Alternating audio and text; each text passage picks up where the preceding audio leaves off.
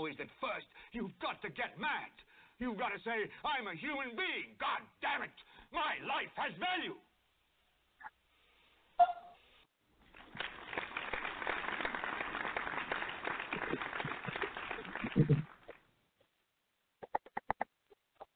Yep. We back. We back in here. We back in action. Yeah. Yep. Yeah, so my sister just sent me a message. I was responding, but welcome to In Black America Radio. This is your host, Rasta B. Today's topic, we will be talking about the black, white, and brown vote. We'll be talking about various topics. You know what I'm saying? I want to give my own little spin on this whole Trump and Hillary thing. You know, because I don't watch TV. I mostly watch movies and things of this nature. So, you know, I don't really get caught up in the whole media thing. So lately I've been trying to catch up on like the latest of the news on YouTube, via YouTube. So I have a nice little spin and understanding, and I'll get into that later on in the show. The guest calling number is 646-716-4654. As always, if you have an opinion, you can press 1 to talk. So how am I going? Oh, and Smoke may or may not call in today because he's out on assignment. But yeah, I want to let's see about trying to see what's going on in the black world. But before I get into that, yeah, it's really, let me get into the whole voting situation. The black, the white, and the brown vote. See, my whole thing is this. So now we're doing the presidential election dance.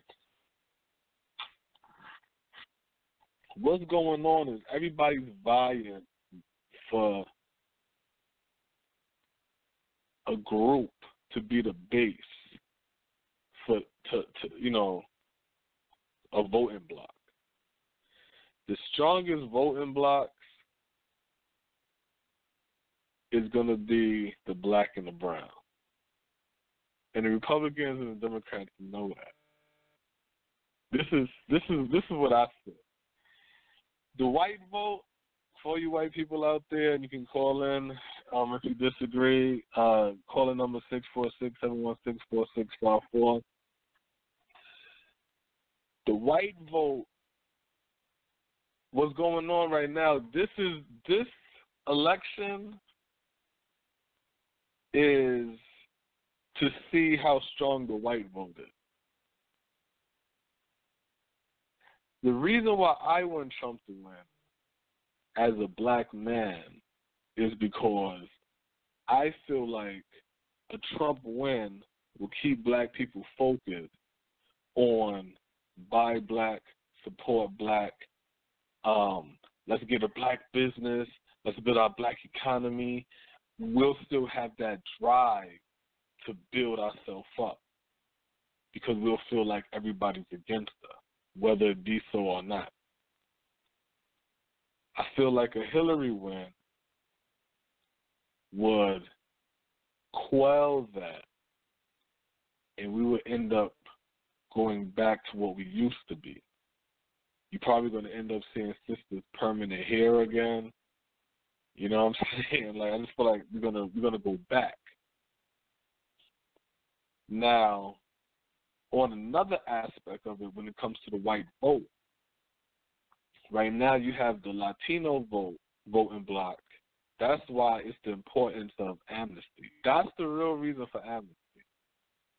This is the real reason why Latino people, every time you hear amnesty, what you're hearing is Latinos screaming their agenda. And their agenda is to legalize the illegal immigrants illegal Latinos that's here so they can have a stronger voting bloc. Now, black people, I don't understand us because I don't hear us screaming our agenda. I hear us screaming for Latinos' agenda, for amnesty, but I don't hear our agenda. What is it that we want? What, you know what I'm saying? Like, it's like we're stuck on the side of emotions. Or like a caller called in an earlier show, we're stuck on the right and wrong. So we're like,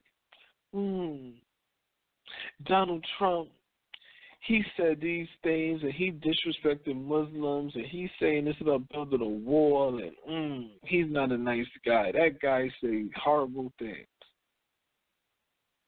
But it's like, but what about policy? So I'm going to break it down. This election, and this goes into 2020, and it's going to be a 20-year stretch. This is what this election is all about, Black America, and those who are listening. What's going on with this election is this is the white man's last stand in America, politically. So, if Trump wins, that will show that they still have a strong push in that conservative direction. You know, obviously, the ones that vote in Democratic, they're falling into what they're falling into. But we're talking about that white conservative, you know what I'm saying, that old school white. That'll let you know their power in this country, whether or not Trump win or not. Because if Trump don't win, that shows you that they don't have a strong voting bloc. And if the Republicans is seeing this already, because let me tell you, this started, I want to say, since Barack, where they openly spoke about this. Because when black people was coming out at 90-something% voting to get Barack in, that's when everybody, the Republican side was saying we have to cater to the Latinos. Because they wanted the Latinos to come over to the Republican side, and because they knew the blacks was already on the Democratic side. So they said, damn, that would be stupid for us to give the Democrats the Latino and the black vote, and we just relying on some struggling-ass white vote. So it's like, we can't rely on this stale-ass bread. We got to get some of this ethnic shit, you know what I'm saying? So then they started to only cater to the Latinos during the Barack Obama time and not the blacks. So now they like, listen, listen, yo, we want to talk to the blacks, the whites, the tall, the midgets, the fat, the skinny. Come listen to what the Republicans have to say. The rebranding. But in no laughing matter, there's nothing wrong with that.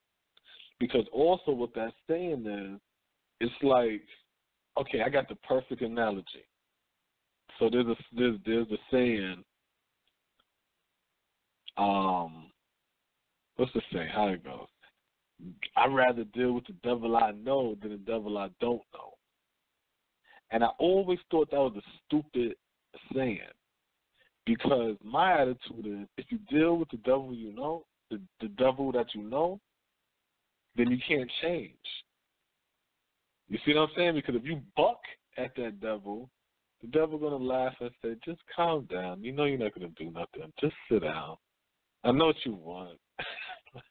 I know what you want. Don't worry about it. But if you go with the devil that you don't know and you buck, that devil don't know. He might flinch and be like, whoa, this is a feisty little nigga right here. I don't know. You know what? I have to get to a game plan to figure out how to tame him, not knowing you're already tamed. You see what I'm saying? You just tricking him, making him think that you got some of that freedom spirit in you. So now you negotiating a better deal for yourself while this new devil think he's lowering who you are. Not knowing that you was already at the lowest point. You just elevating yourself up. So we got to think like that, black people, strategically. We are supposed to go and speak to the Republican Party and the Republican side because, remember, we come from the Republican side. If you look at history from Frederick Douglass and shit like that, you know what I'm saying, prior to Martin Luther King switching over, you know what I'm saying, to the Democratic side. Why did we switch to the Democratic side? For the same friggin' reason. We realized Republicans wasn't doing nothing for us no more. There was a weak point in the damn Democratic side, and we came in, Dr. Martin Luther King, everybody wanted to talk all down and stuff, but that man passed the law. And that's what this country is governed by, law. Not sayings, not chatter, not speeches, not feel-goodness, not what sounds good, promises and hope and change. No, law. And if you ain't passing no law, then you're not saying shit in this country. You can talk all day. So Martin Luther King seen an opportunity during Lyndon Johnson and all of that, and he said, oh, you know what? Okay. I'm about to go ahead and use this opportunity to switch sides and benefit from this group now who is going to be dependent on us. When the whites left the Democratic side to the Republican side, they pretty much did the same shit and said, oh, okay, y'all lost your base group, the blacks, but now we coming to your side now, but this is what we want. You see what I'm saying? And that's how the Republicans became white and the Democrats, the home of the Ku Klux Klan, became black. That's how Jesse was able to run. That's how we had so many black mayors and governors, because we was able to negotiate and leverage. But what happened with black people? The same shit like the book in the cartoon Animal Farm. We got out the barn with the rest of the animals. We started negotiating deals in a big house with the humans. And eventually you couldn't tell the difference between the animals and the humans. You can't tell the difference between the black people and the white people. These guys get into politics now, and now they will sell their brothers out and their communities out. And then they'll pimp our poverty. They'll benefit off of our struggle. Let me tell you, there's black people, right, that do not give a damn about you. They don't give a damn about you in the same sense that Mary J. Blige fans don't give a damn about her. Right?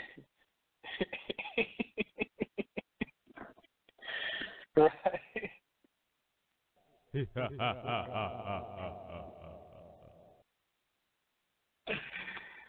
Yo, Rasta B, what are you talking about? Guest calling number 646-716-4654. There's black people that don't give a damn about black people, like Mary J. Blige fans don't give a damn about her. There's black people that will sit there and say black people need a level of poverty because it inspires us to be great. Look at our athletes. They come from the poorest of the community that struggle, running from police, having to fight, having to scrape and scram and shit like that. Look how raw and gritty his music is. Listen to him when he play his jazz. You can feel the pain because of what he went through. If it wasn't because of that fucking sharecropping and fucking cotton picking, we wouldn't have that thing in our music to give it that life. Man, fuck that. Fuck that. But you got black people that feel like that. And they will go with racist white people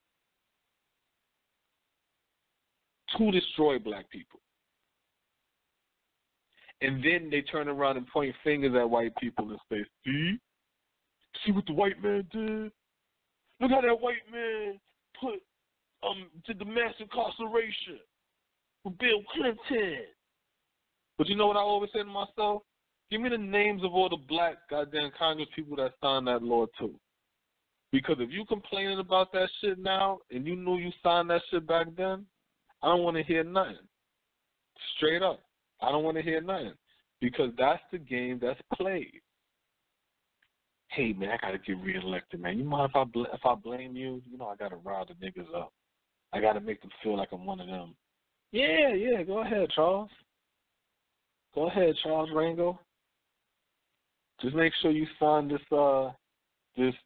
fucking bill to make the black youth no longer could go to juvenile. They go straight to fucking adult prison at 13 and shit like that. Sure. All right, cool. So go call me white devils and shit to the niggas for vote, and you make sure you sign this bill so I can make your young offenders spend hefty time in jail. All right, cool. And this white devil and this cracker-ass cracker, and this is how they holding you down. Yeah, that's right, brother. That's right. He talking about the man. But we never say, let me see the names who signed these goddamn laws. Oh, what the? Charles Ranger, you signed that law? Kasim Reed, you signed that law? You see what I'm saying? Andrew Young, you did? Jesse, you wrote? Like, come on, man. We got to pay attention to what the hell is going on because, see, there's too much information out here for us to be following. Like, basically, we got to break out of that superstition. We got to break out that superstition. We got to break out that zombie mentality. We have to really stand off on strength. So I already told you that this is for the white man. He's up at bat right now. If Trump wins, the silent majority is real.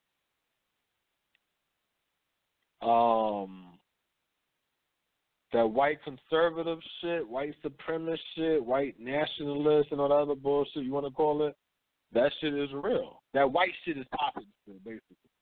This is what's going on. You see, they're just fronting. That's how I feel. I feel like the white shit is still popping. They just fronting. The white majority going to get Trump in. You can see the pattern that it's never been a back-to-back Democrat. It's always curved off with a Republican. You see what I'm saying? So if it don't happen this time, then they're going to say something about their power in this country. So that's check number one, right? Cool. Now, let's go with the Latinos and the blacks. So, before we get into the Latinos and blacks, we're going to take a break. This is In Black America Radio with your host, Rasta B. The title, The Black, White, and Brown Vote. Just call the number 646-716-4654.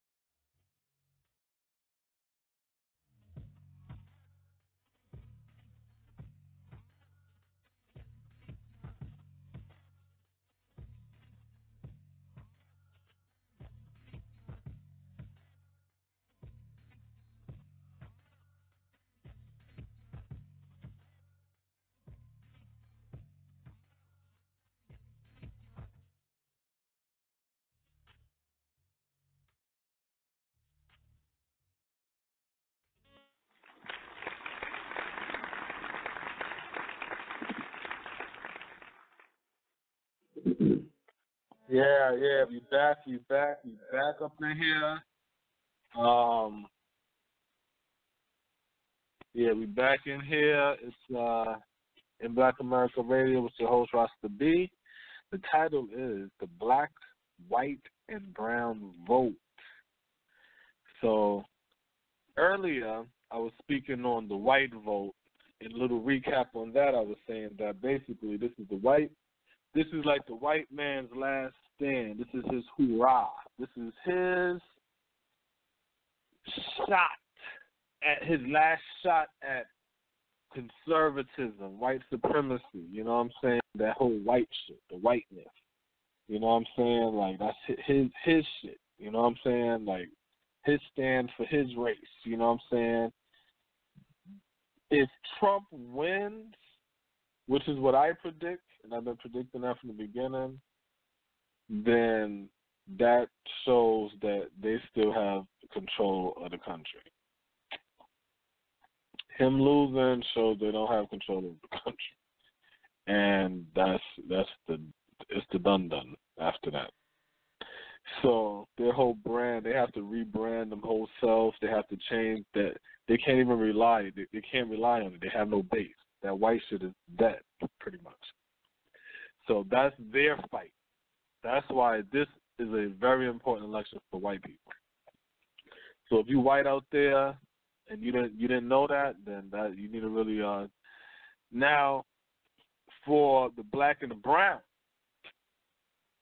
Now this is this is the real showdown because we are the majority. Now, what ends up happening, and when I'm saying we are the majority, what I'm speaking on is now that the white vote is dead. We're playing off of this narrative. The white vote is dead, right? Because if I don't play off of that narrative, then it doesn't make sense. If the white vote is still strong, then the black and the brown vote will have to be on the Democratic side because the white vote will still be strong on the Republican side.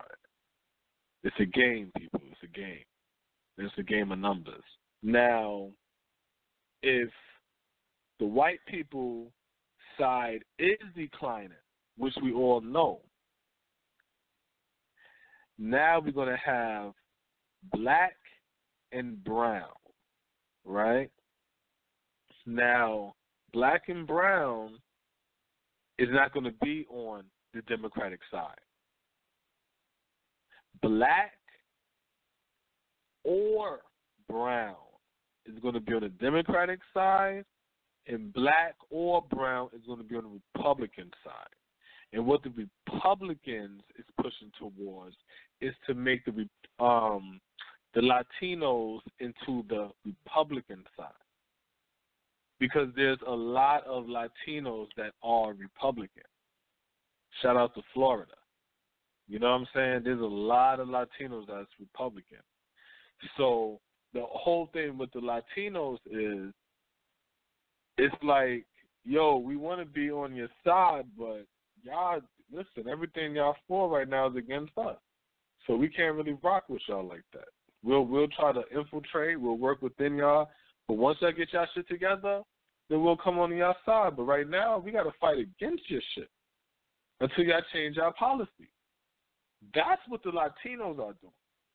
Quiet as kept. Which is why I laugh when I see black people talking about, yeah, and minorities and people of color and all that dumb shit like that. No, this shit is not a group game. This is not fucking teamwork. This is Survivor. That's what it is. Only one president going to win. So black people, we don't have the agenda. That's our problem. So Latinos, their agenda is what? Amnesty. What is amnesty again? Amnesty is to make illegal immigrants, a.k.a. Latinos, because any other illegal immigrant group, it's like the number game, it don't matter. You're just going to dissolve into another group. Russians and stuff will dissolve into the white group. You know what I'm saying? West Indian blacks will dissolve into, well, they just like regular black people, so they're gonna dissolve into wherever the hell they go. We're not a block really. We're a block, but we're a loose block. We're not no strong hard block. Pause. So their whole shit is the amnesty, so the illegal Latinos can now be legitimized, and then they will be able to vote. They're all going to vote within their own interest. We running around talking emotional, and we're talking about stupid shit. We're not talking about real shit. And then the thing that making me laugh too, okay, Trump says, and black people, we're going to make it safe for you to walk in your communities and all kinds of stupid shit like that. See, when I hear white people talk like that, and I know he got endorsed by the FOP, all that shit sound like to me is police going to be fucking heavy. You see what I'm saying? But then my attitude is like this. Hey, the momentum's going to be up. So those out there that do it. You know what I mean? And let it be that. You know what I mean? But I just feel like, you know, that's what that's going to be about. But at the end of the day and at the same time, yo, we are getting killed in our goddamn community. That ain't no. That's not a joke. That's not a that's not a farce. So when he say that, I understand the laughing, I understand the audacity, it looks and things of this nature. But my thing is this: black people, how dare you? Because I can't say us, because I'm not standing on that dumb side. I'm on the outside looking in now. So how dare you let white people pat you on your damn head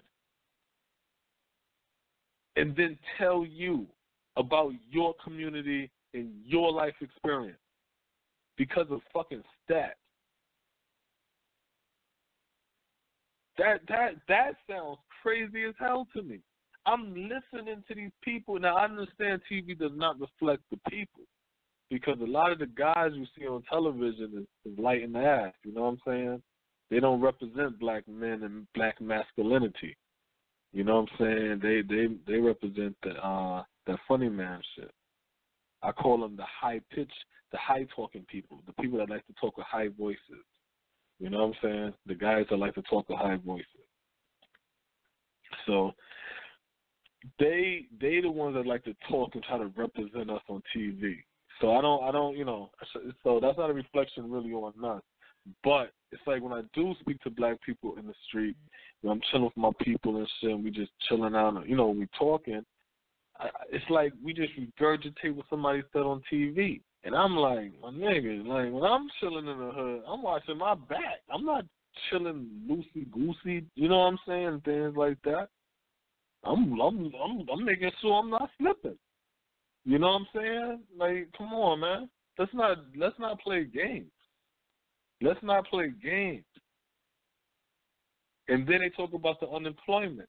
And he's like, yo, you're going, all right, oh, what Donald Trump said is wrong because unemployment has increased in the black community to this amount. And say that to the black people that's not employed. Talk all that shit to the black people who don't got no job, who looking for work. What you trying to say to them? Like, come on. What we need to be doing, black people, in my opinion, I don't want to say opinion. I don't like that word opinion. I think it's a stupid word. In my analysis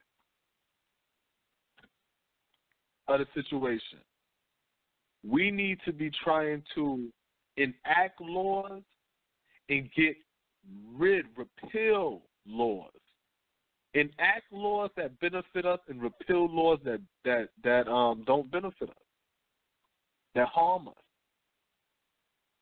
We need to keep on trying to build up our economy like we're doing and keep this momentum up.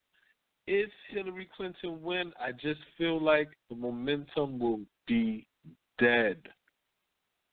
By the time she gets to her second damn election, there ain't gonna be no more Black Matters and shit, Black Lives Matter shit. And I don't mean Black Lives Matter, no damn movement. I'm talking about the slogan, that energy, that spirit that we have that's transcending around the world.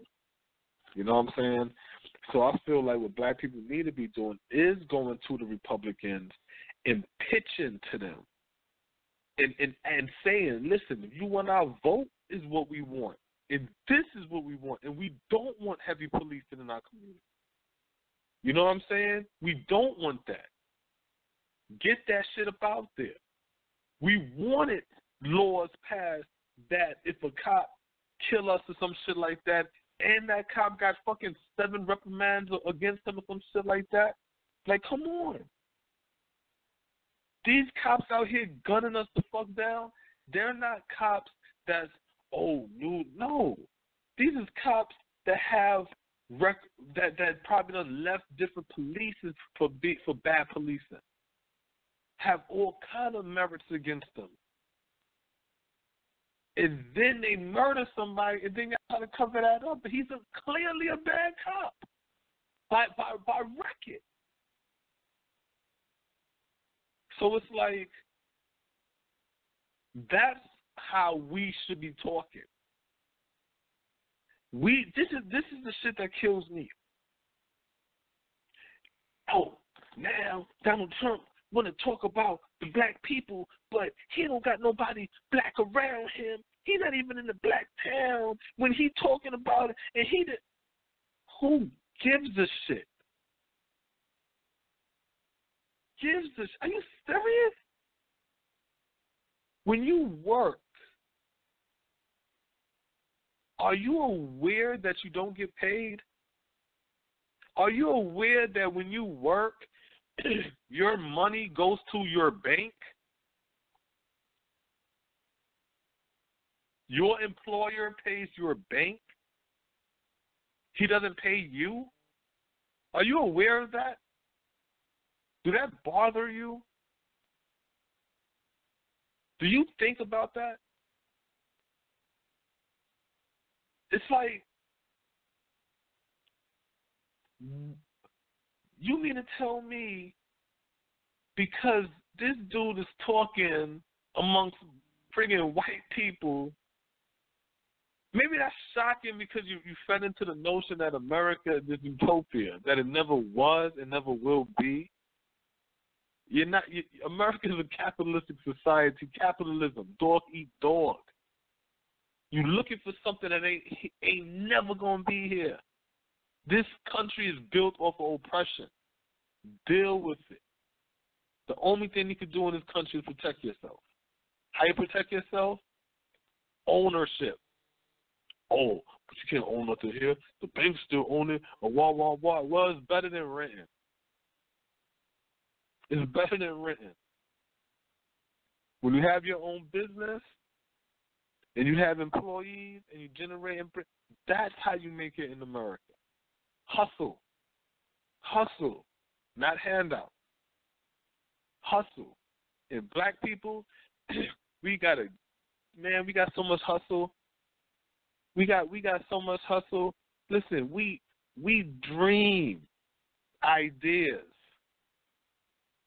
and realities and wake up and forget them. That's how much hustle. That's how much talent. How much fucking energy and power that we have to control our destiny. We just don't use it because we don't know that we have it to use. We allow people to tell us about us. The white woman gets in trouble because she said on TV, colored people. And listen how silly the whole shit is. Oh, she's a racist because she said color people instead of people of color. What? Huh? What? Oh, wait, she said color people, people of color. So she's supposed to put people of in front of color. But she made the mistake of putting color in front of people and leaving the of off. Same fucking word. Same fucking word. It's like, yo, this shit it's trippy, right? Because it shows you the power of the media. And I didn't realize the power of the media until I stopped watching TV. And the thing about it is, see, that's how I grew up as a kid in the 80s and in the early 90s and stuff like that, where, you know, it wasn't that many TV channels and shit. And my mother, you know, she didn't grow up with, you know, we didn't have cable and no shit like that. So a lot of times we just watched movies or local TV and local news, you know what I'm saying, and shit like that. So it's like, but we don't really just watch movies, you know what I'm saying? So I didn't really, you know, always get caught up into that media and what's on TV and what they saying on TV and things of that nature. So now that I'm plugged off again and I got my little MXQ box or whatever and I watch my Netflix and my YouTubes and things of that nature, I don't really be watching TV. So since I already was doing my research on the whole Donald Trump situation, I'm like, all right, cool. So I said, well, let me see about this Hillary Clinton stuff. And as I'm looking at the news, I'm like, wow, Trump is bombing like this? Where the hell was I? Like, what the hell am I thinking? Because I'm just reading the news and reading what he's saying and listening to the speeches and shit like that, but I'm not listening to the media, just the speeches. So I'm listening to the crowd, you know what I'm saying, and shit like that, and things of this nature. And it's some stuff I can't really explain. It's like that shit, like when you're in the street and you can read a situation. You know what I'm saying? It's like a vibe. You know, like I saw one Donald Trump speech, I think it was North Carolina, and I noticed a woman in the crowd hold up a sign that said, "The silent majority is with you." And that's my first time hearing about the silent majority. And I was like, the silent majority? But, you know, you hear the silent majority, you already understand what that means. So I'm like, the silent majority is with you. So I started laughing because I already said this dude was going to get it, period. I said he's going to be the president when Jeb Bush was still running. You know what I'm saying? Because I heard him say, if he don't get the nomination, he's going to run as a third-party candidate. I said, okay, this dude ain't playing. So when everybody else kept saying it's a joke and it was a bad and all kinds of stuff, I'm like, where's they getting this from? That's when I realized the media is a motherfucker. Because they play off of your short-term memory. Because they everything is so fast, they know they could just throw something else out there and it'll distract you. And then you'll forget about the last thing. But when you're not really watching the media, what happens is you remember the last thing that you heard. So once you start reading stuff and looking at other things, and then you focus on other stuff, you go outside, you do yard work, go to the park, you know what I'm saying, do other stuff, look at the people, listen to the people, then you realize, this is the temperament of this is the streets talking. But then when you watch the TV, oh man, they got you like Hillary. Nah, yo. The people, and this is the thing I don't understand about black people too. Everything Trump is saying, Claude Anderson said, black leaders said, Claude Anderson said it, black leaders said it,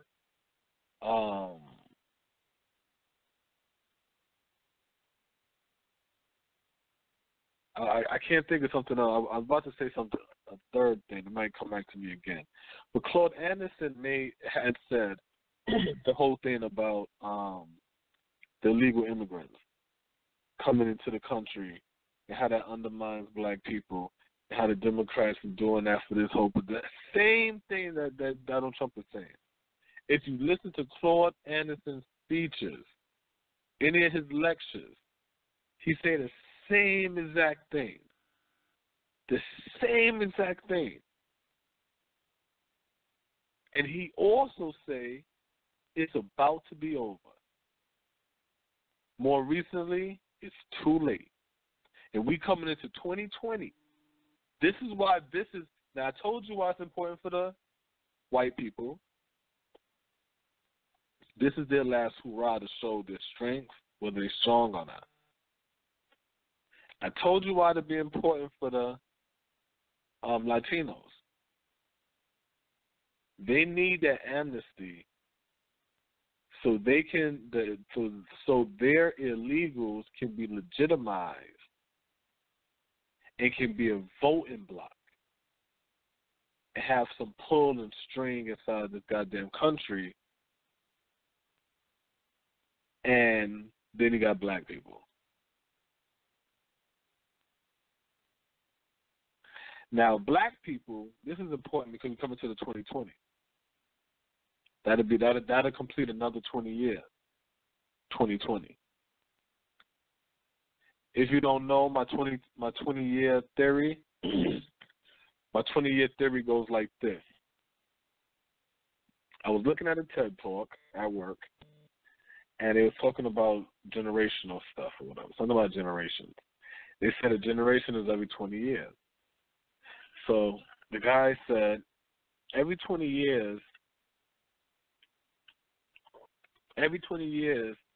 we can do this because people forget. And every 20 years is a generation. Something along those lines. And I know you're probably wondering, every 20 years they can do this. Do what? I don't remember. All I know is when I heard every 20 years we can do this because every 20 years is a generation and people forget and stuff like that, I translated that into the black struggle. So everything else is womp, womp, womp. I caught on to the every 20 years is a generation. I'm like, so now we get into my 20-year theories. You got this stuff from the 1900s. That's the turn of the time. Now,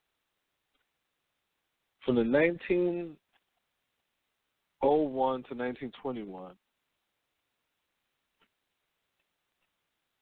there's a lot of burning of black towns. Right? That was the burning of black towns. That was the burning of Black Wall Street in Tulsa, Oklahoma. But during those whole early 1900s, we're burning the black town. That's 20 years, 1901 to 1921. 20 years from there is what? 1941. What happened in 1941? 1941 is World War II. Now we know World War II, that is, black people made a lot of gains and strides. I want to focus off of the gains and strides of World War II because the gains and strides and advancements that black people made in 1941 is what led to the marches 20 years later, 1960. So this is the 60s. During the 60s was what? The civil rights. What was the catalyst for the civil rights movement? All the gains that black people made in strides and advances that black people made in the during World War II, they lost by the time the 60s came. So now it's 1960. That's 20 years. 1960s. You add another 20 years. That's what? 1980s. What happened in the 80s? HIV, crack cocaine. So now, HIV, crack cocaine. Two things that ravaged the black community. 20 years later, what is that? 2000. Now, what the hell happened in 2000, you say? 2000 is the era of the metrosexuals. Now, I know y'all remember that. Hold on. That's the era of the metrosexuals.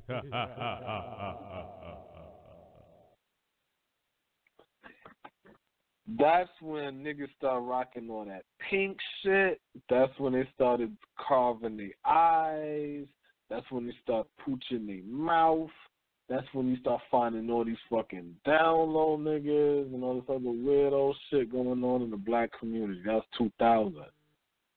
Where did all this weirdo shit come in from? In my analysis, those are the people that grew up out of that crack era. So you got to remember, during the crack era, right? Pay attention. During the crack era, when police start busting in them doors, what was going on? They was arresting the father, putting the mother in some type of drug rehab center, and the kids was put inside they child protect with the system, child custody or whatever, child services. They went into child services, and we know what goes on in child services. You see what I'm saying? We know how it goes down in those when you get in custody with the state. You see what I'm saying? We know what happened back there. Guess what? Them kids had to grow up. And them kids got older. That's why you just seen this boom of homosexuality all of a sudden. And you're like, where the hell all this shit come from? How the fuck, what, huh? Since when niggas start liking niggas? Like, what the hell happened? Because these are people that's coming out of them, the foster care shit, but the custody shit. Then they start pumping a lot of that shit on the TV because they had to make it acceptable, because then you're going to be wondering, what the fuck happened to these kids? A lot of them kids are coming out from them jails. Everybody ain't winning them fights. You see what I'm saying? Everybody ain't come out a winner. So somebody had to take an L, and they came home. You see what I'm saying? So it's like, that's the 2000s. 20 years later is what? 2020. That's 4 more years from now. That's why these elections is important, because the next 4 years are going to determine the shape of the next goddamn generation. And if Claude Anderson is correct, which more likely he is, 2020 might fill the cap for black people politically in this goddamn country. Because if Latinos get, which they more than likely will, and they become a strong voting bloc in this country, then they will be the ones to replenish the white population, because they're already white. They're already white. You don't even see white people with blonde hair no more. Next time you look at white people, white women and stuff like that, all these white women got black roots. These is not those old school Anglo whites we dealing with no more. That whole breed down species of that Anglo blonde, pasty ass, nah. That's why all these whites is tan and all that shit like that. They trying to blend in with society. Straight up. A lot of these people that's claiming they white is mulattoes. I was looking at the other day at this damn Clinton, the whole Clint Eastwood son, his girlfriend who died or something like that, the ex-girlfriend that died. Yeah, if you see her, you'll think she's white. Or you might think she's Spanish. Her father black. But guess what? If she deal with Clint Eastwood's son and they had a baby, that baby will be white. You see what I'm saying? They're trying to increase their population, but they know they have to do it the old-fashioned way. By breed, they're gonna have to deal with people with melanin, and then have these people breed down to keep their population intact. That's why this whole fucking white supremacy shit, they know they can't stand on it with it just being pure white, pure white, pure white. Even in their rules, they say that if you have a quarter of black blood inside you, you're considered white. 1/4 of black blood, you can be white. So they breed down. If you look at the Republican side, damn near all the Republicans fucking black people. Ann Collier, the boner, the one that always cry and all that stuff. I think his daughter is married to a Rasta man. Like I said, a gang of them. I can't even think. McCain, he adopted a black kid or some shit like that. Friggin', like, yo, you'll be amazed. Because they know they have to get these people mentally on the white supremacy side. And then they'll be able to breed down white and keep that mentality. Look at the Latinos that's in the Harvard Republican. I think they call it Harvard Republicans or some shit. They got Latino names. They'll talk all that Latino shit. But listen to them talking in mannerisms. They're nothing but white boys. They're fronting like they white boys because they know that if they act like that, they'll be accepted. They'll date white girls, have baby with the white people, and then they'll raise their children just like that. Then they'll die off, and their kid will be considered white. That's how the game goes in America. Black people play the same damn game, and with their breeding habits also. So we as black people have to say to ourselves, if we are going to still have a say-so inside this country and not just be a fucking a pool that people use for resource and energy and talent and shit and just make money and to exploit, we got to get seriously politically, and we have to come up with agendas that's going to help us as a people. Fuck that people of color bullshit. Fuck that African American bullshit. Fuck that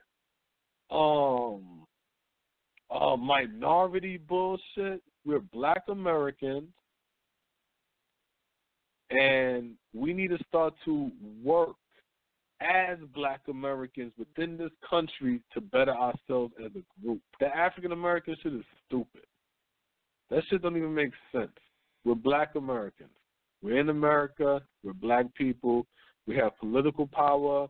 We have I don't want to say economic power, and I hate to say consumer power. We have a lot of money run through our hands. Okay? We need to take our shit serious. Because another 20 years will be capped off in 4 more years. Then when 2020 comes, that's going to be the first term of Trump or the first term of Hillary, And I don't know what the hell these people got a hand for us.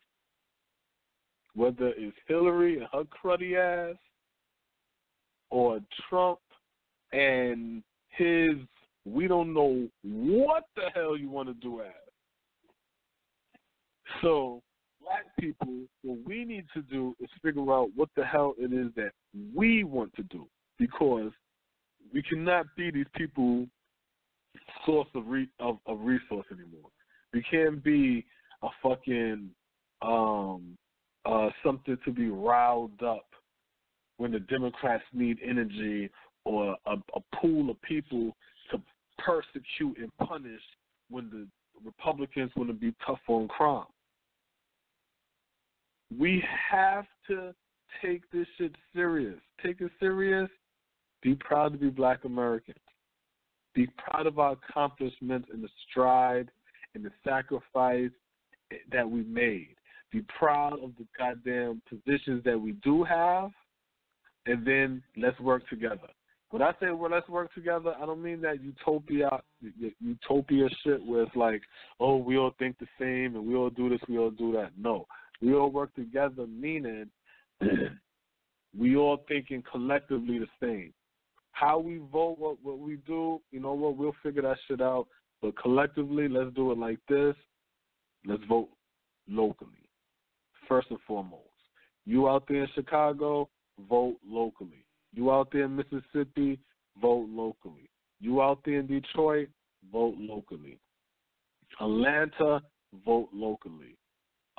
Definitely in New York, in the boroughs, vote locally. Philadelphia, vote locally. Baltimore, vote locally. Goddamn, Gary, Indiana. Oh, these are poor places. These are places that is high in crime. These are places where black people are the majority. You see what I'm saying? We cannot sit there, New Orleans, vote locally. You cannot sit there and see injustices go on in your community and just feel like, well, this is just how it is. That's not just how it is. There's people that's making it just like how it is, and the only way they're making it, the only reason why they make this shit happen like that, because you ain't doing nothing. That's it. I keep saying this to people. This is a capitalistic society. Dog eat dog. Predator and prey. That's how this goddamn game works. This is not no fucking Jesus moment. This is not no fucking, handouts. People are going to be nice to me. Oh, no. This is predator, prey. Big bank, take little bank. The strong will eat the small, or however else you want to say it. You know what I'm saying? That's how the game goes. That's how the game goes. So once you understand that, you're not going to look at a white person, black people, oh, listen, he said that he got an issue with, you know what I'm saying, with, I don't know, black people or whatever. You'll just be like, you know what, whatever. You don't got to like me. I don't like you. Who gives a shit? Change that fucking law. The end. Change the law. I don't care if you like me. I don't want you to like me. I want you to change the goddamn law. I want you to enact this goddamn law. That's what I want you to do. I don't care if you don't like me. But I'm telling you, as an elected official, where black people in your county is 98%, if you do not change the law, we will vote you out. Or if you do not enact this, we will vote you out. This is how we stick together as a people. This is how we come together in unity and stuff like that. And guess what? Me, I ain't no church person. I don't believe in that God and none of that fairy tale superstition bullshit. But I do believe in organization, and I understand that the church does organize people. So guess what? The church,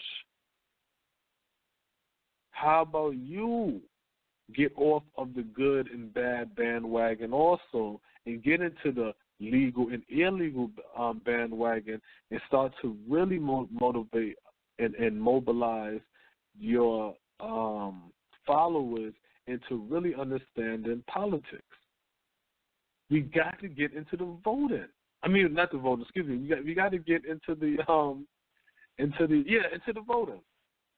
But we got to understand into the local voting is what I was trying to say. Into the local voting, where we understand that when your schools is not performing, is underperforming, go out there and you can vote these people. But let me tell you something. When I'm saying go out there and vote and stuff like that, listen, I don't mean, oh, I need 100,000, I need 1 million people to do it. No, I'm talking about it could just be you and you and all the women in your house. You see what I'm saying? And you just leave one to watch the kids. And y'all 3 or 4, whatever like that, or you and your girlfriends say, hey, let's go up to the school. They're having a board meeting over here. Let's go over there and sit in and see what they're talking about. You can sit in and listen to them talking. When they say, yo, anybody got a question? Yo, I got a question. Why blah, blah, blah, blah, blah? Why da-da-da-da? That's how you get engaged. That's how you change shit in your community. See, so when I'm hearing people like Al Sharpton and Jesse and all of them like that, and they want to march and protest and do all this emotional shit, that's when I shake my head and I say, damn, man, we getting played, because that's not how it works. When they convicted that Chinese cop of killing Akai Gurley in the pink houses, he was convicted. And they fought to overchange the conviction so he didn't have to go to jail. To go to prison. How was these Chinese able to do that, and they are not the majority? They're about, 2% of the goddamn population? They got to be lumped in with other motherfuckers. Economy. Politics. That's how. Economy, which the Chinese have. Politics, which is what you buy. Claude Anderson taught us this. So with their economy, guess what? Their economy is funded by black people.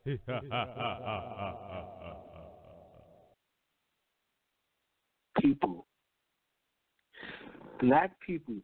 This is how goddamn generous we are. That's how generous we are. We're so damn generous, right? We're so damn generous that we fund the Chinese independence in this country. We fight and vocalize for Latinos to get their independence in this country. We'll fight and be vocal for gays to have their independence in this country, and so forth and so on.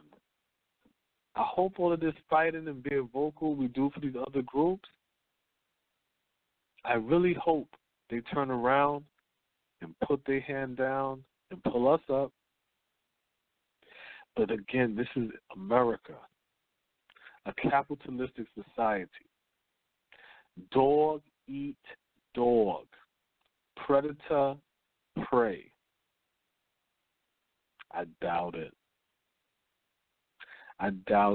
I think the Latinos is then going to separate themselves from black and brown. They're not going to play the black and brown game no more. I think our children's children is going to be talking about how wicked this Latino is towards us. That's what I think is going to happen. And then the Chinese man, same thing. And the East Indian, same thing.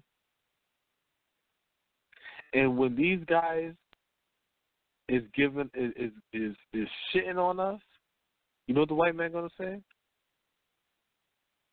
Oh, it's not racism because that's people of color doing that to you, not white people. Oh, I don't think so? You know why you don't think so? Because you don't understand how this country works. We're not doing that. Race, we don't see no color. We don't see that. We treat people fair. We're white. That's other. We should do a study on this. Why are minorities being prejudiced towards other minorities? We're going to do a special on that tonight at 10. Minority versus minority supremacy. And they're going to be laughing at your black ass on TV. And then our silly ass is going to be watching it on TV while they laugh at us as a disguise as news. And we're going to be looking at it like, yeah. But the joke's on us. And the real joke is going to be on us is because we ain't signed no goddamn affirmative action clause with no other group except the white race. So we're going to take another break, and we're going to get back to the some more of my rants. But when I come back, I will be talking about my viewpoint on the whole Trump versus Hillary thing. So we'll be back. Hip Hop TXL, the exclusive list.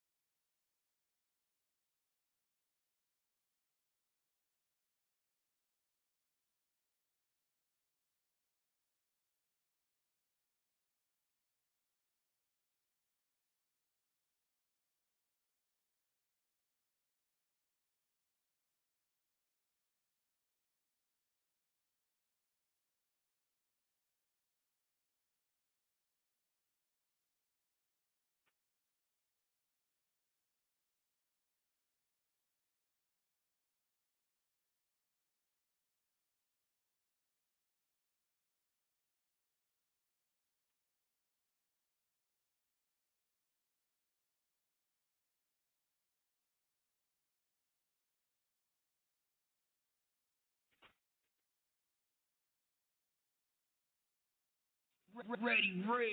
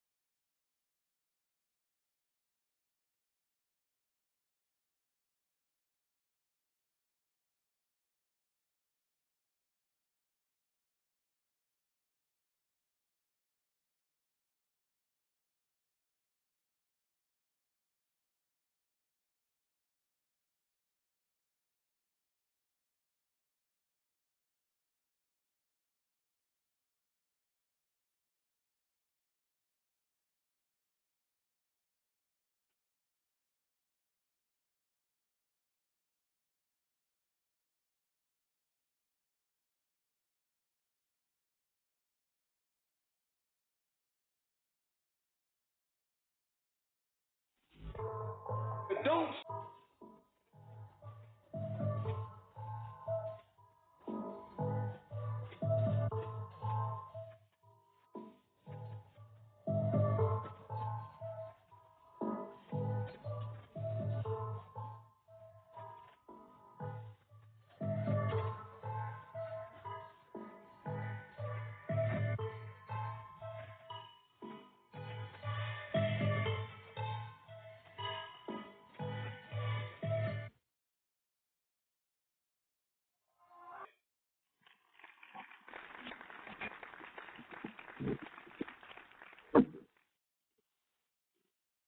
Welcome back. Welcome back in Black America Radio with your host, Rasta B. The title, The Black, White, and Brown Vote. Guest calling number 646-716-4654. Interesting. Brother Malcolm asked the question. Mikael Shabazz asked the question, what kind of democracy is that? That's American democracy. That's American democracy. Because, again, America is dog eat dog. To understand American society, American society is the same is the prison society. It's the same society. Whenever you look at, if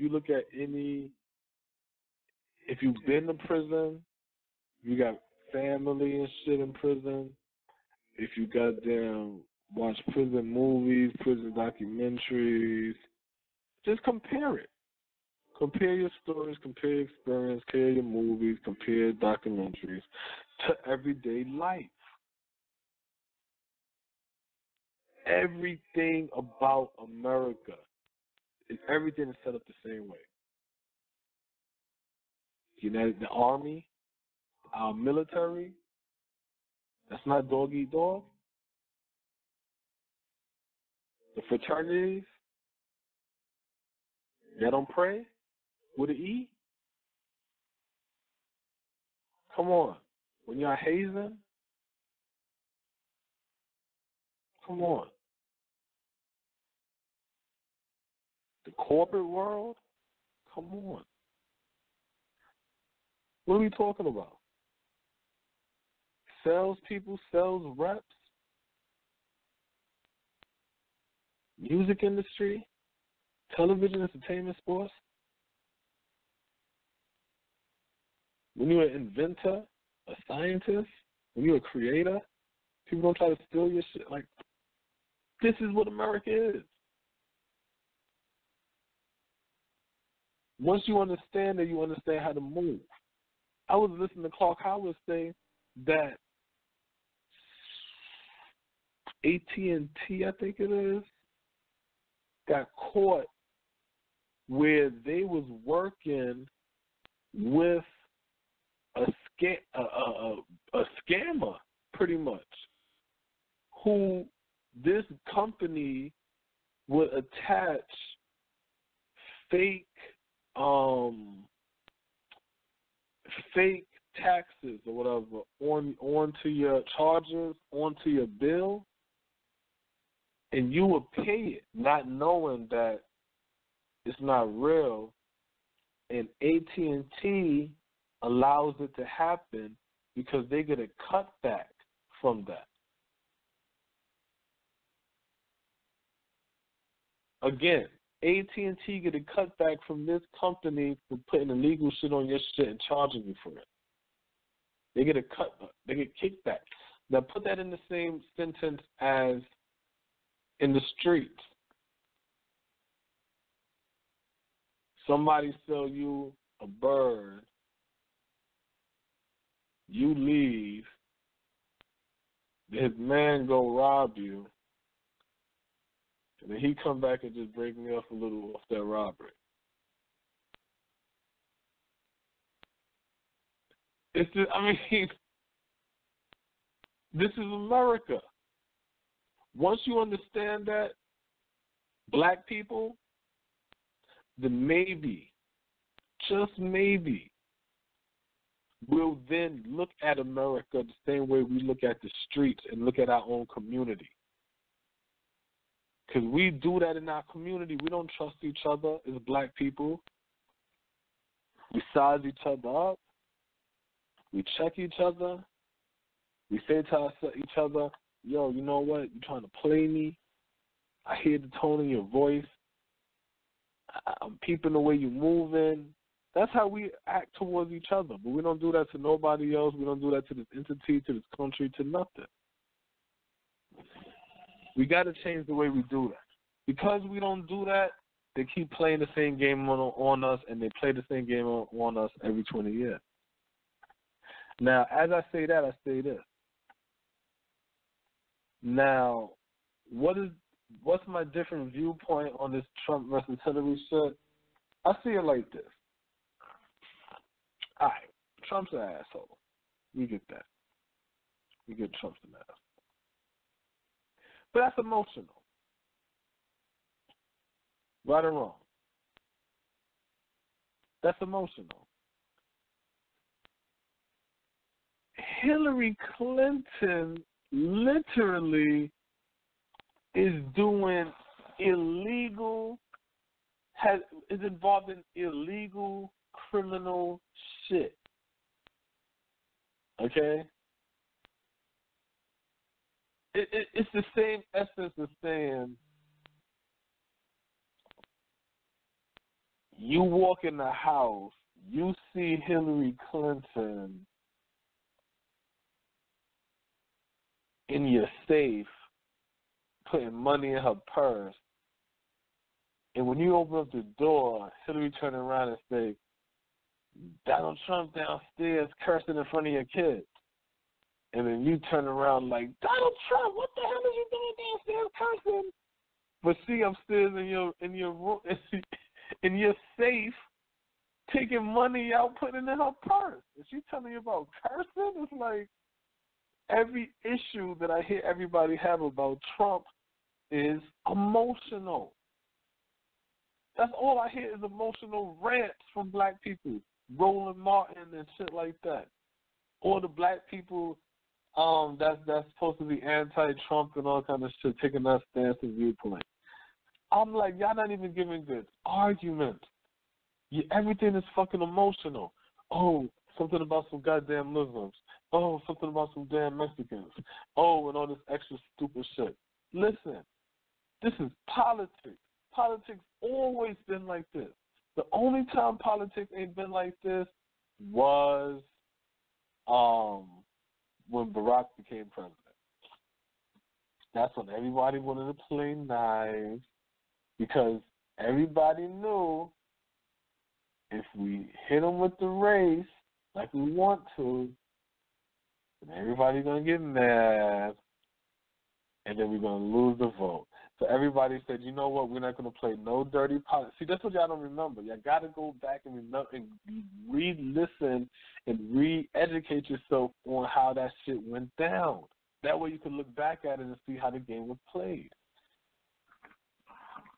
We're not going to play the game. They literally said we're not going to play dirty politics. McCain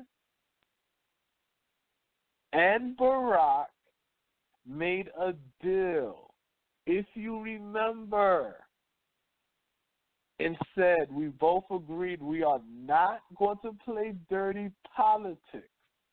I'm not going to get on your age, which is what he's in the middle of right now, if he's running against a woman, and the woman is getting on his age and shit about him being old and shit like that. So he's about to be 80. I think Monday, and his whole shit was, okay, we're not going to get on the race. So white people had to sit on their hands because they couldn't jump up and say what they wanted to say because they made a deal. We're not going to get dirty. Then when Barack became president, everybody kept screaming what? Transparency, transparency, transparency. Why? Because they didn't want that black man passing nothing that they didn't read. We want to know everything you're trying to pass because if you try to slip some black shit inside there to help black people out, fuck that. You ain't about to pull a fast one on us. Transparency. I bet you don't hear no transparency in this presidential election. I bet you don't hear no transparency. Now, I want black people to know this. Take out your pencils and your pen. I want you to write down a man's name. His name is Alan Keyes. Key, I think ES or some shit like that. Alan Keyes, black man, is the first man that I ever heard say Barack need to show his birth certificate paper. His name is Alan Keyes.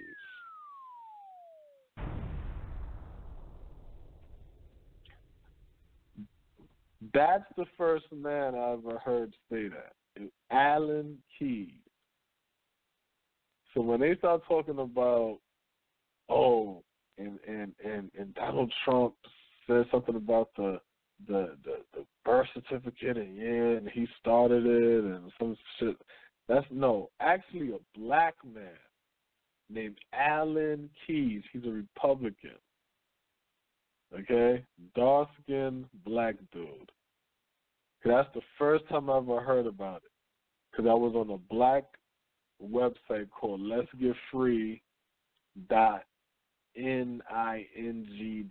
or some shit.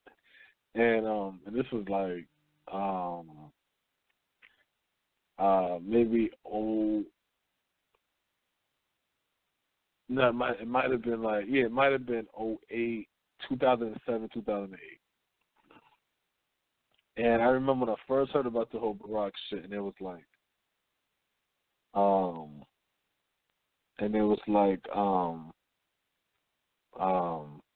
he about to run or whatever, and it was like, he's not from this country or whatever. And I'm like, well, shit, if a black man from Africa, he was able to switch shit and become president, shit, more power to him. Like, what the fuck is black people getting tight for? You know what I'm saying? And that's what they kept on saying about, well, his certificate, his birth certificate, and they was doing this whole shit. And I'm like, who the fuck? And there's like Alan Keyes, and he's showing this, and I'm looking like, so I Google Alan Keyes. I found that he was Republican, and listening to some of his shit, I'm like, oh, he one of them type black people. So I'm like, man, fuck him. You know what I'm saying? Then I start to hear white people say his birth certificate, and then you start to hear birther and all kind of shit like that.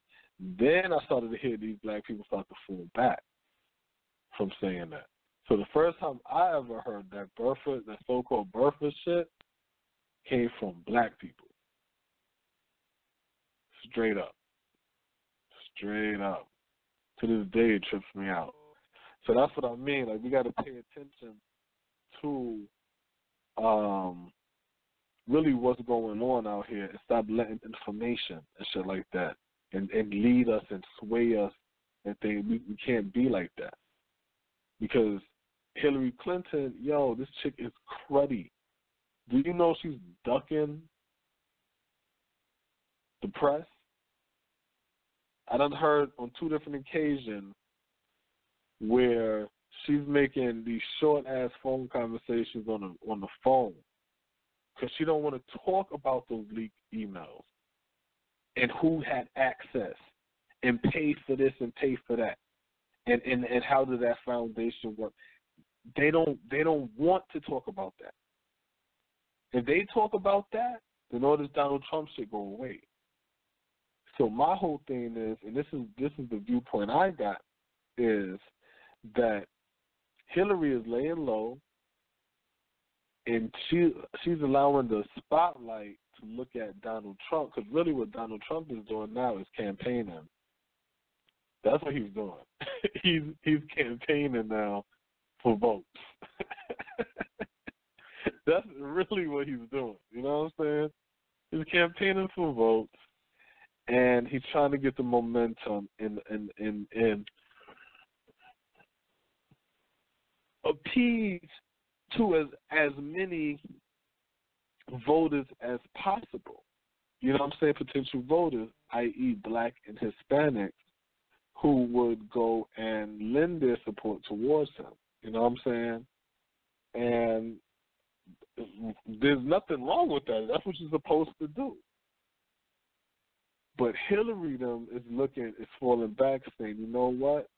We're going to let the media speak for me, and the media to trash him, and the media to fight with Donald Trump, and we'll try to let Donald Trump explode. But what Hillary don't understand is common sense speaking, I don't care where you at in this world. Ask yourself this.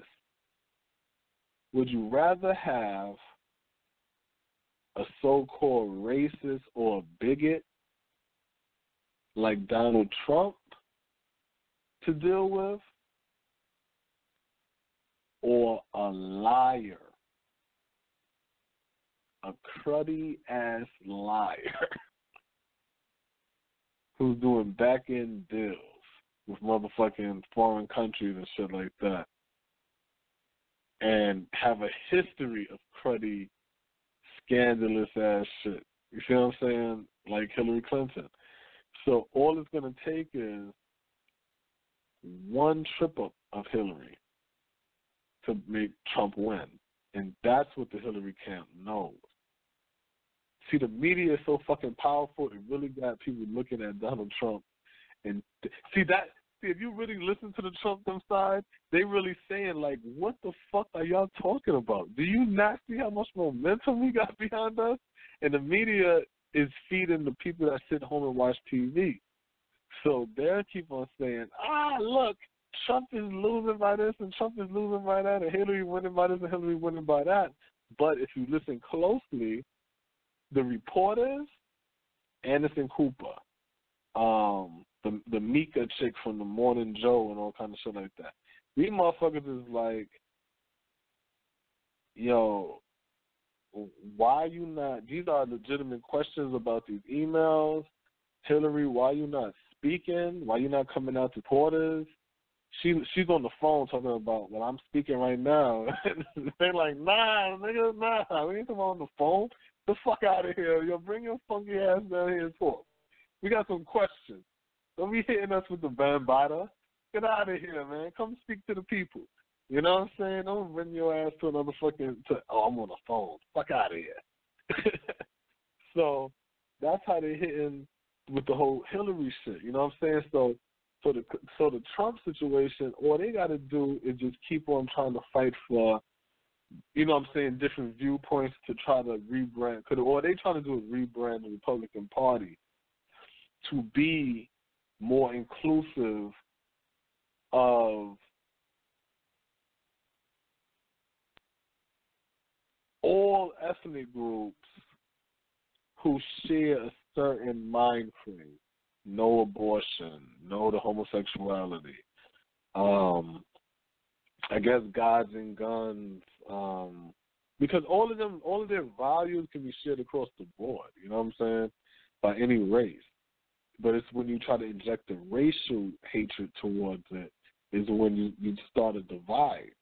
But if you take the racial aspect of it off, both sides, Democrat, Republican, Libertarian, Green Party, whatever party you belong to, as long as somebody believes in those values, any group will fill those points up. But you have to find a core group, a base. The Republicans always had white. No, excuse me. I'll say it like that. The Republicans always had that white vote. The Democrats had the black vote, but you know what I'm saying? But that's the reason why they did they try to do the whole voting game, trying to block out votes and all kind of stuff like that, disenfranchisement and stuff, because they know that we got the number. They keep calling. That's why they keep telling you you're a minority. And when they keep saying minorities, if you're not no damn minority, they know you ain't no damn minority. That's why they keep calling you a minority. 14%. No, that's not the truth. But they keep telling you this because they want you to feel like you don't have no numbers. Vote local. When you vote local, guess what? You're not the minority. You're the goddamn majority. That means you have more power, you have more say-so, and you get to pick and choose and to groom who you want to be in office. But more importantly, black people, we need an economy. Because if we elect black people into these offices and they are getting money from white businesses and white people economy, then all they're going to do is end up turning on us. So we also need an economy still. You see what I'm saying? So, in my opinion, Hillary is just trying to stay under the radar for as long as she can. She knows September 13th they're going to be dropping some more emails that's probably going to hit her hard.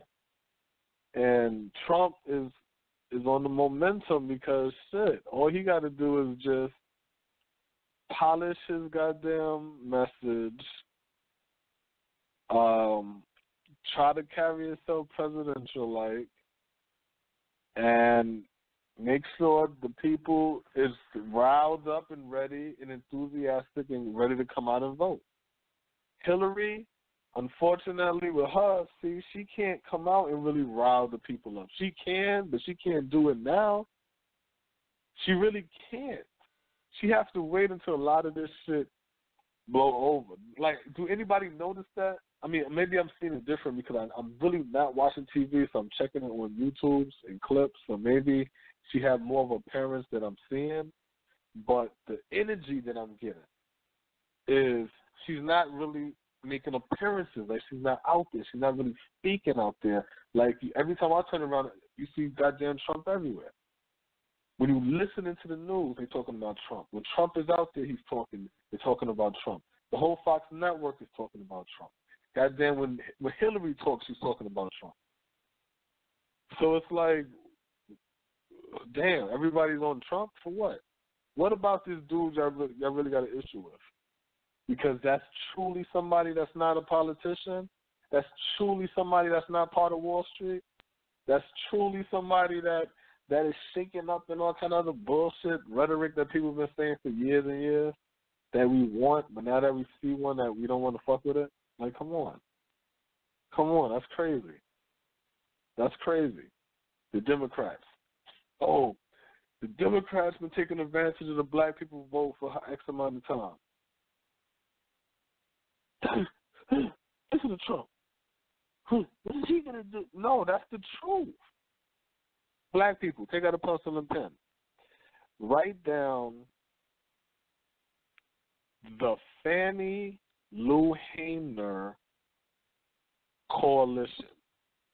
Google that. Google that and read it. During the time of Mike Brown's killing. And the black politicians at that time got so sick of the Democratic lack of support of black people getting killed by police that they said that to hell with the Democratic Party and said, we're going to form the Fannie Lou Hamer Coalition. And it was like basically saying like, yo, we're not even dealing with the Democratic Party because of their lack of interest in our affairs. So just like we had to switch from the Republican Party when it felt like that to the Democratic Party, yo, we might have to go ahead and switch from the Democratic Party and go to the Republican Party.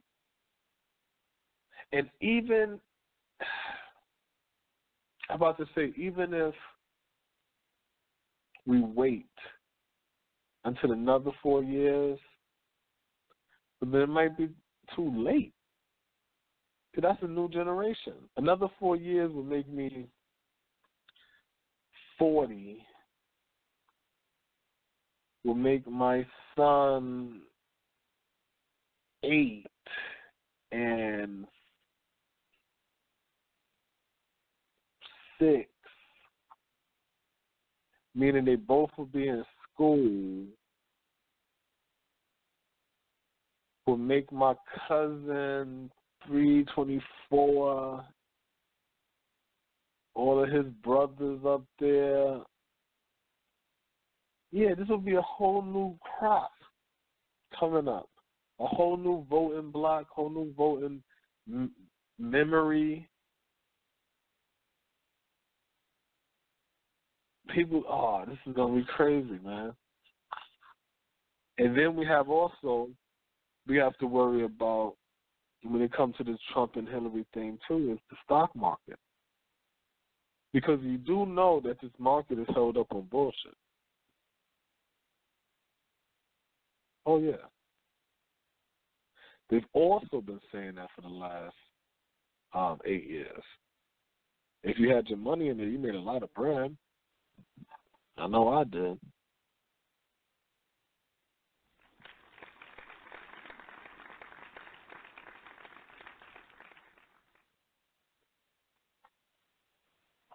But I always kept my eyes open because I know that it's built on bullshit. So Janet Yellen, that's the Fed commissioner, whatever. She's supposed to be trying to slowly increase, increase the interest rates, you know what I'm saying?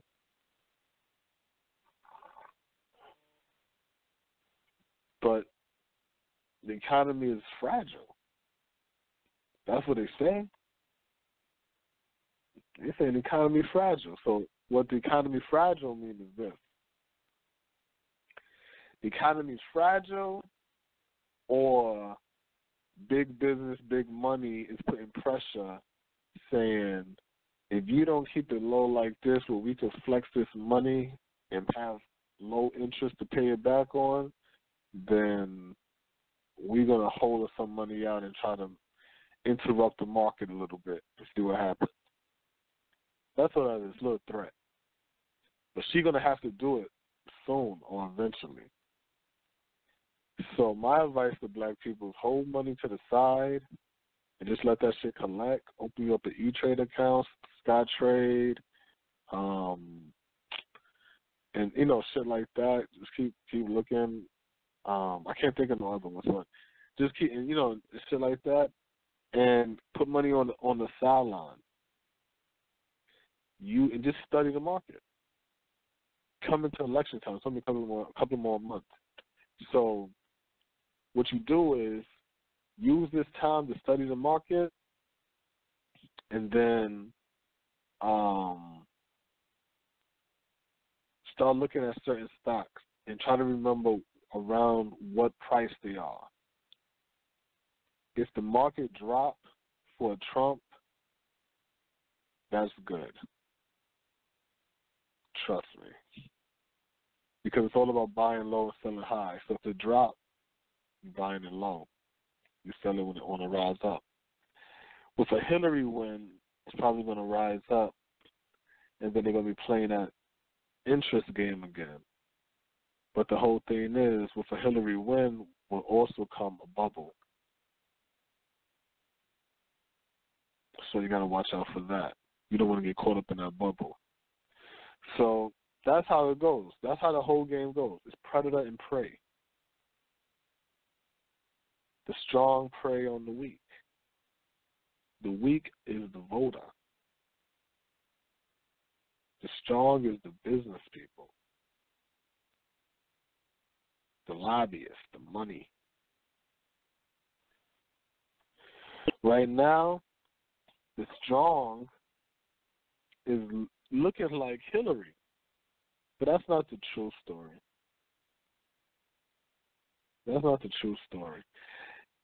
They have, you know what? Let me see, can I find it in my black file? Because I forgot I was looking at something the other day, and they was talking about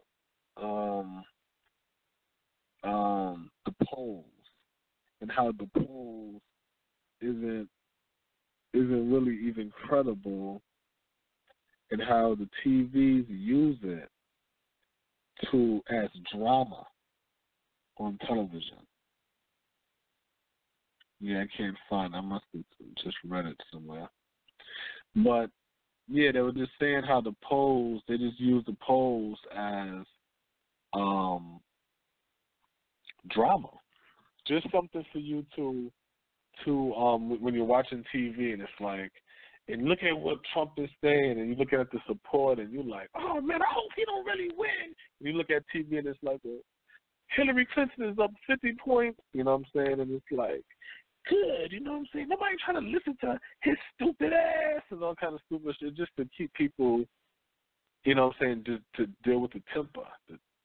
But eventually, as we get closer, guess what? You're going to start to hear more and more states, Donald Trump and Hillary's getting close and close. You're going to end up finding out this will be a close goddamn race. You're going to find out that by the time you get to the end of this shit, you're going to be like, damn, I thought they said that she was blowing him out. How did it get to a point? And just ask me if it gets to that point, because we're going to do a show on Election Day, and we're going to be here live, counting, telling accounts, telling the tallies, having our commentary, speaking on what's going on, and giving you that black perspective and that black viewpoint of what it is. And we will do that on Election Day. But my prediction again, besides his win, it's going to be real close, and it's not going to be a situation where it's going to be a blowout. I don't believe that. You know what I'm saying? Like, that's how I feel. So it's like, it'll be interesting. Now, if I'm wrong, I'm wrong. You know what I'm saying? If I'm wrong, I'm wrong. But if I'm right, oh man, if I'm right, nobody can say nothing to me. Because I mean, I'm on a wave, you know what I'm saying, like no other. But if I'm wrong, then it's like, wow, okay, man. I mean, I'm still on a wave, you know what I'm saying, but, you know, I'm just wrong. But, you know, but then the part I will be right on is, let me see how this Black Lives Matter movement works. The Black Lives Matter movement ends and stop, and then this whole black movement stop and die and shit like that. Then I'll be like, yep, just like before, the Clintons strike again. That means we're just going down the same bullshit-ass path, which means the only good thing about it is hopefully we'll be able to pay attention, but, I mean, not pay attention, be able to counter it, because we'll know a bubble coming, we'll know the deregulation coming, we'll know that a bank or entity going to collapse. But then the question is, will we financially be able to handle that? Because another collapse like that would increase black unemployment. And then you got to remember that Barack just released X amount of ex-offenders, nonviolent offenders, out of the prison. So that's even more black people out here in these streets. So we got to take this serious, black people. My suggestion, only suggestion, vote locally. Whatever you do presidentially is what you do presidentially, but vote local. Do not vote Democrat. Do not vote Republican. Find out about the candidate locally that is running.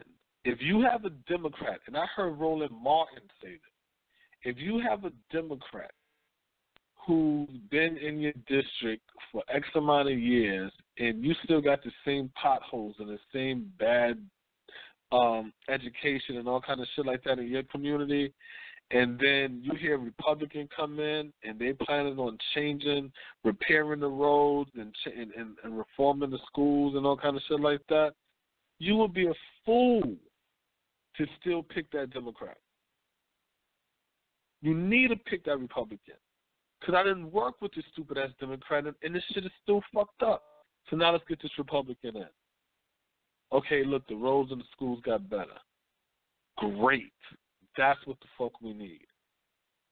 That's how you have to look at it. We can't look at it on that stupid gang, I'm repping that Democrat shit. Nah, man. Nah. That means, because when you do that, that means there's no leverage. We ain't going to have no leverage. That's what that means. We need leverage. We need economy, and we need the numbers. We know the Democrats ain't going to do shit without that black vote. So we should be putting fire to their ass. Every time you hear a Latino say something about amnesty, talking about legitimizing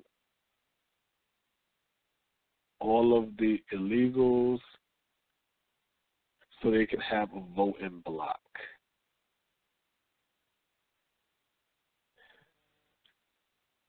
White people, this is the white people last hurrah.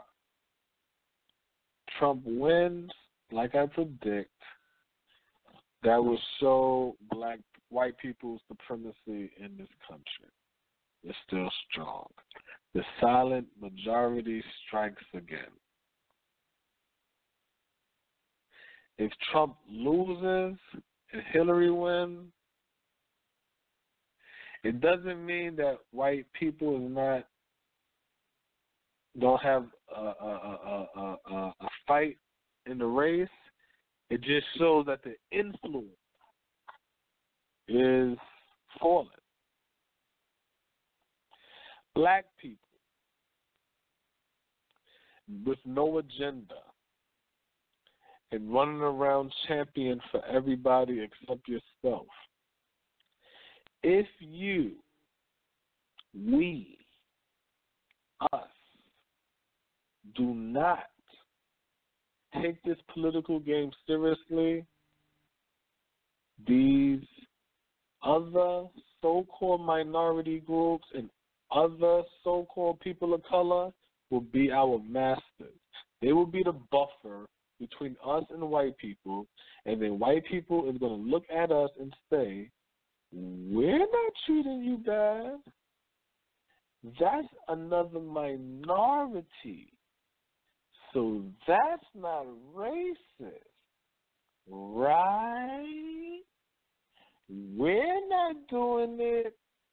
So you can't say white supremacy because he's Mexican and she's Chinese and he's East Indian. That's what's going to happen. So we need to take our shit serious. We've been in this goddamn country longer than everybody, and we sitting around. It's like it's our house, and we sitting around. We got guests, and guests walking around eating food out your damn house, pissing all on your floor, turning the channel and shit, fucking sleeping in your bed and all kind of shit, beating your kid for fucking crying or some shit. And you just sitting over here just gonna be calm. I mean, I'm just chilling out. I'm not gonna say nothing.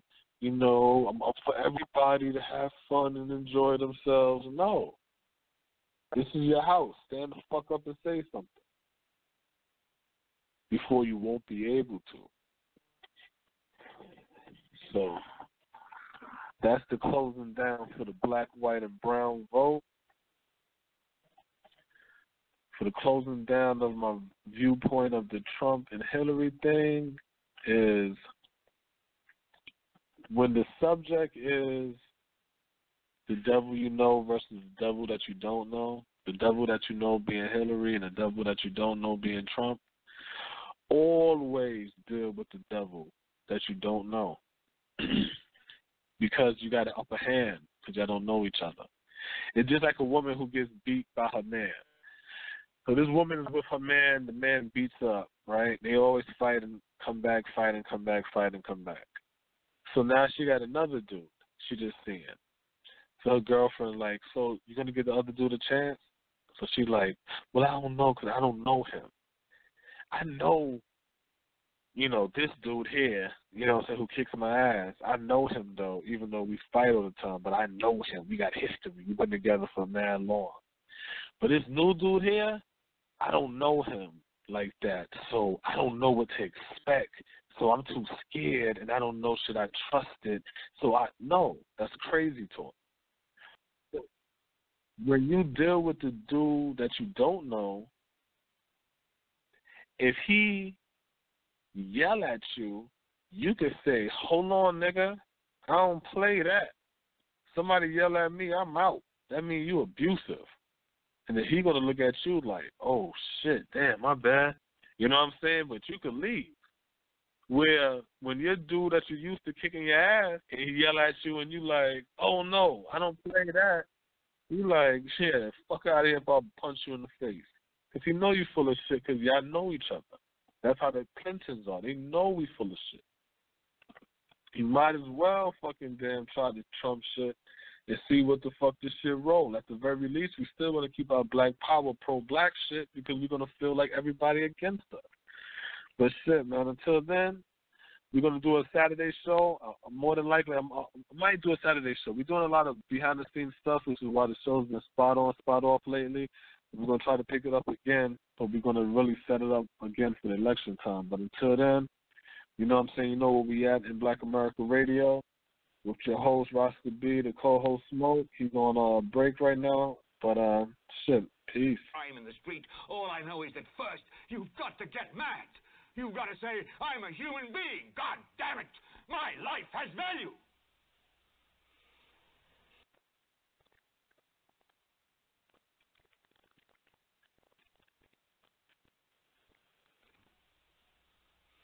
Progressive brings you Flowetry with Flo. When Flo flows, she flows in the know. Mind ruminates the rates. Shown them all, I heed the call. Seeing the rest, I choose the best. Sometimes it's ours, sometimes it's not. When the fox walks, is it called a fox trot? That's a real question. Compare Progressive direct rates with top competitors' rates. Visit Progressive.com. Progressive Casualty Insurance Company and affiliates. Comparison rates not available in all states or situations. Prices vary based on how you buy. It's game time. Tackle your epic tailgating parties in a snap. Join Sam's Club today for big savings on all your game day favorites. Score big points with your family and friends by grilling up pork loin back ribs just $2.98 per pound. Save $4 off 2 bags of Kingsford Original Charcoal Briquettes, limit 3. Whether you're feeding a small huddle or a huge crowd, Sam's Club prices will make your tailgate a winner. Join and save. Sam's Club. Life is better in the club. See club for details.